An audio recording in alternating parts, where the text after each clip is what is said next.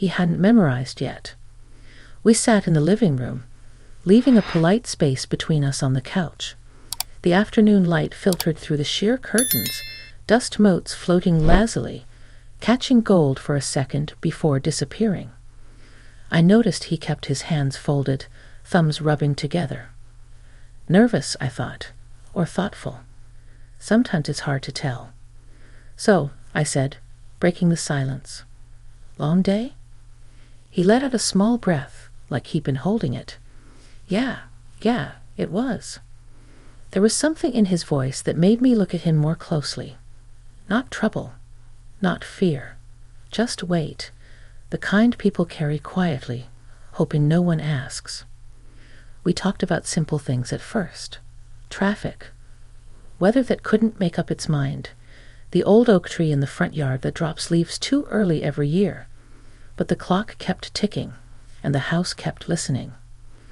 After a moment, he cleared his throat. "Anne, I hope this isn't strange, but can I ask you something?" I nodded. Of course. He stared at the floor, then back up at me, his expression open in a way that surprised me. "How did you know? I mean, how did you know when your life was heading in the right direction?" The question landed softly but firmly, like a hand on my shoulder. I didn't answer right away. At my age, you learn that some questions deserve space before words. I laughed quietly, not because it was funny, but because it was honest. "I don't think I ever knew," I said. "I just kept choosing the next right thing I could see." He smiled then, really smiled, and something in his shoulders eased. We talked for a while after that. About work expectations, about loving someone and wanting to be good enough for them, about the fear of disappointing people you respect. I didn't feel like a mother in that moment, or a host. I felt like another person sitting in a room that knew my secrets, offering what I had learned the hard way. The light shifted as the sun dipped lower, shadows stretching across the floor, and I realized that this quiet conversation was unexpected, but not unwelcome. When the door finally opened, and my daughter's voice filled the house, something had already changed. Not in a dramatic way, just enough to matter. And as I stood to greet her, I understood that growth doesn't always arrive with noise. Sometimes it comes in a nervous glance, a ticking clock, and two people choosing to listen. My daughter swept into the room with an apology already forming on her lips, her bag slipping from her shoulder as she kicked off her shoes. She stopped short when she saw us sitting there, mid-conversation, both of us a little too still. I could almost see the question marks floating above her head. "Sorry I'm late," she said, brushing a strand of hair from her face. "Traffic was awful." Michael stood immediately, as if pulled by a string. It made me smile, though I didn't show it. Old habits of respect are hard to come by these days, and I noticed them when they appeared. "It's fine," he said quickly. "Your mom and I were just talking." "Just talking," I echoed, rising more slowly. I felt aware of my body in a way I hadn't earlier, the faint stiffness in my knees, the quiet reminder of years lived. Not uncomfortable, just present. My daughter looked from him to me, curious but not suspicious. She trusted us both, and that trust felt like something fragile I didn't want to mishandle. "I'm going to grab some water," she said. "Do you want anything?" We both declined almost in unison, and she laughed before disappearing into the kitchen. For a moment, Michael and I stood there. The conversation paused, but not gone. The living room felt different now, like it held a memory only we could see. "Thank you," he said softly once she was out of earshot. "For what?" "For listening. Not everyone does." I nodded. It's easier when you've been unheard yourself. That was the closest I came to speaking about my own past, about years of putting others first, about learning late in life that my thoughts mattered too. He didn't press. He just nodded, as if he understood without needing the details. We joined my daughter at the kitchen counter, the normal rhythm of family returning. She talked about her day, about a client who changed their mind 3 times, about a meeting that ran too long. Michael chimed in here and there, relaxed now, his earlier tension replaced by something steadier. I watched them together, the easy way they leaned toward each other, the shared glances that carried meaning without words. It filled me with a quiet relief, not because everything was perfect, but because it was honest. Later, after dinner plans were made and jackets were retrieved, they stood by the door, whispering about where to go and what sounded good. Michael turned back to me before leaving. "It was really nice talking with you, Anne," he said. "Likewise," I replied. When the door closed behind them, the house settled again. I walked back into the living room and sat where we had been earlier. The clock kept ticking, faithful as ever. I realized I felt lighter, as if a window had been opened somewhere inside me. I thought about how rarely we allow ourselves to be seen outside the roles we're assigned: mother, girlfriend, adult, young, old. That afternoon, for a brief while, those labels had softened. Two people had met where they were, not where they were expected to be. I stood and straightened the throw blanket again, smoothing a crease that didn't need fixing. The sun had fully dipped below the horizon now, the room wrapped in evening calm. I knew this was only the beginning of something, though I couldn't yet name it. Not a boundary crossed, not a secret formed, but an understanding. And sometimes, I've learned, that can be just as powerful. The next time Michael came over, it wasn't planned, at least not in the way things usually are. It was a Saturday morning, the kind that starts quiet and stays that way if you let it. I had just finished rinsing my coffee mug when I heard a knock, soft but certain. When I had opened the door, he stood there with a small paper bag in one hand and an uncertain smile on his face. "I hope this is okay," he said. "Your daughter is still asleep, and I didn't want to wake her. I thought I'd bring breakfast." I stepped aside and let him in, noticing how the house felt different in daylight with another person inside. Less echo, less lonely. "That's thoughtful of you," I said. "She's never been a morning person." He smiled at that, like it was a familiar truth. We set the bag on the kitchen counter, the smell of fresh bread rising between us. For a moment, neither of us moved. "Would you like some coffee?" I asked.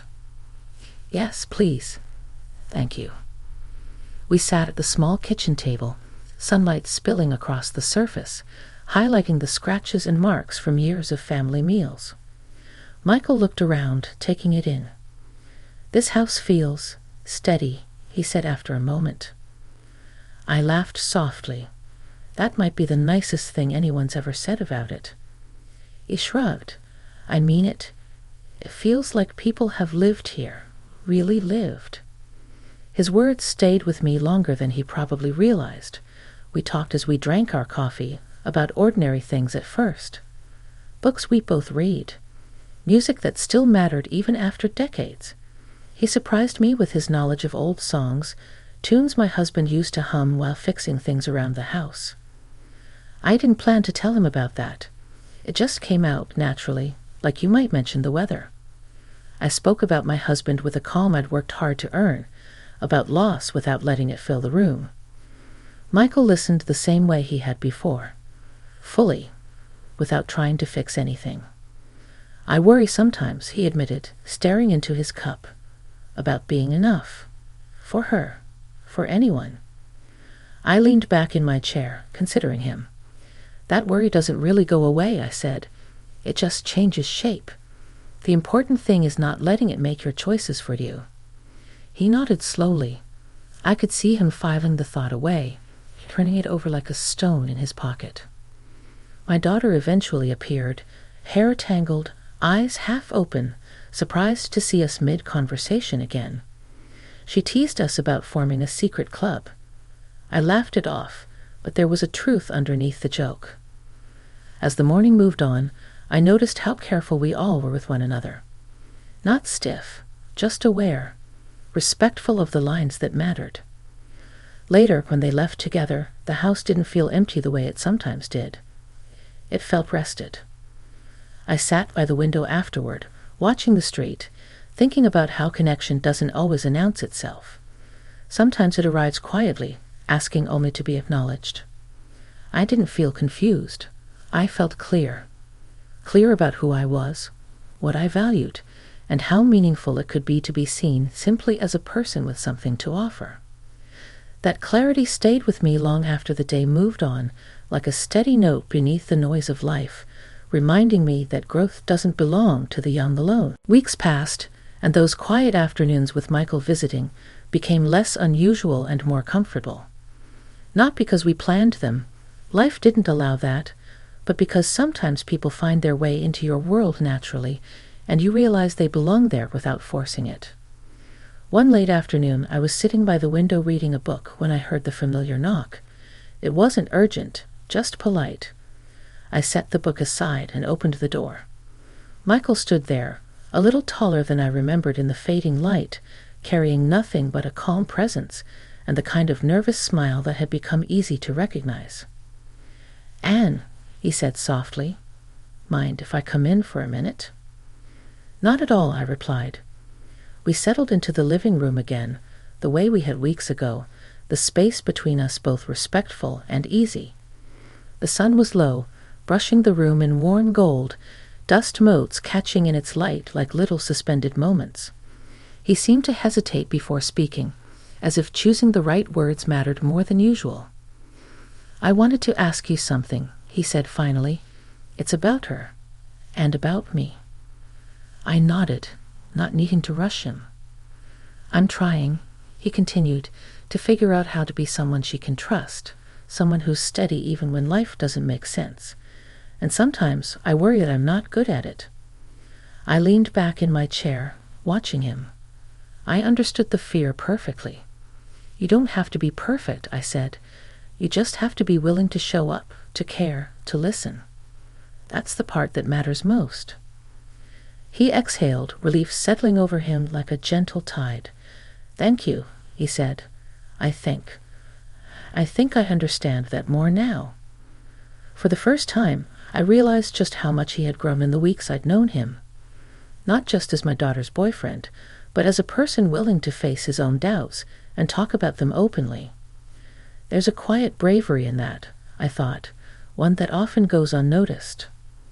We sat for a while longer, speaking about the small things that make a life full.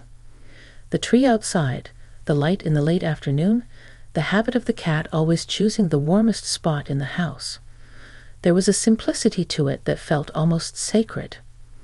When my daughter came home that evening, laughing over some story from her day, we all shared a quiet recognition.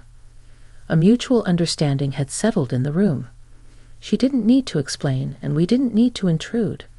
It was enough to know we were there for each other. Later, after they had gone, and the house fell into its usual evening calm, I reflected on what had happened over these weeks. The nervous glances, the quiet conversations, the shared understanding.